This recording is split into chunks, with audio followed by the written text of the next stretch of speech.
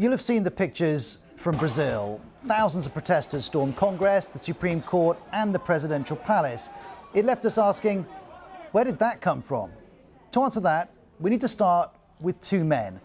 In October, Luiz Inácio Lula da Silva was elected president. Lula had narrowly beaten Brazil's far-right president, Jair Bolsonaro. And before the election, Bolsonaro repeatedly said of the electronic voting machines, the system is completely vulnerable. And after he'd lost, he and some of his supporters questioned the result. The current popular movements are the result of indignation and a feeling of injustice on how the electoral process took place. There's no evidence of fraud, but disinformation about this election has persisted.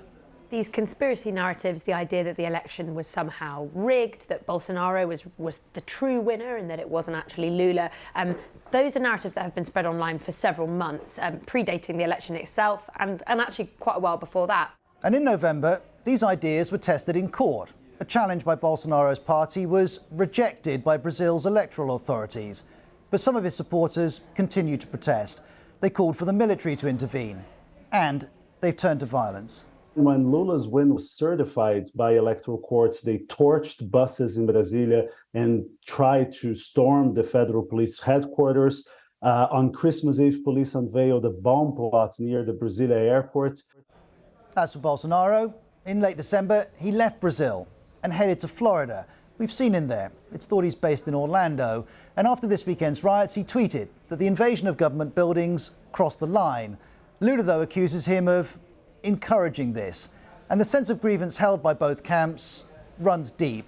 Lula was president from 2003 to 2010. He was Brazil's first working-class president. He pursued policies that lifted millions out of poverty. And in 2009, the then US President Barack Obama called him the most popular politician on earth. But Lula would go from that to prison. In 2017, he was convicted of corruption and banned from standing for president. His lawyers said he'd been subject to a politically motivated investigation.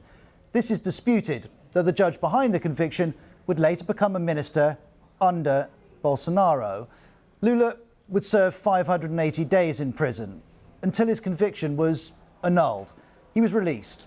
He could once again stand for election, something that still infuriates his opponents. Most of these more radical Bolsonaro supporters, they believe that Lula is a communist and he will install a communist dictatorship. But Bolsonaro is some way from power. On New Year's Eve in Florida, this photo emerged of him eating a KFC. On New Year's Day in Brasilia, Lula was sworn in. A week after that, we saw this, the storming of Congress. Tensions years in the making had burst into full view, just as they did in different ways at the US Capitol 2 years ago. I think in many ways, oddly enough, the United States and now Brazil are somewhat bellwethers of the very modern challenges democracy faces globally. And the message from the Brazilian rioters is a familiar one. We want new elections, clean ballot boxes. We don't believe that this election was democratic. There are several indications that there was fraud, that there was corruption.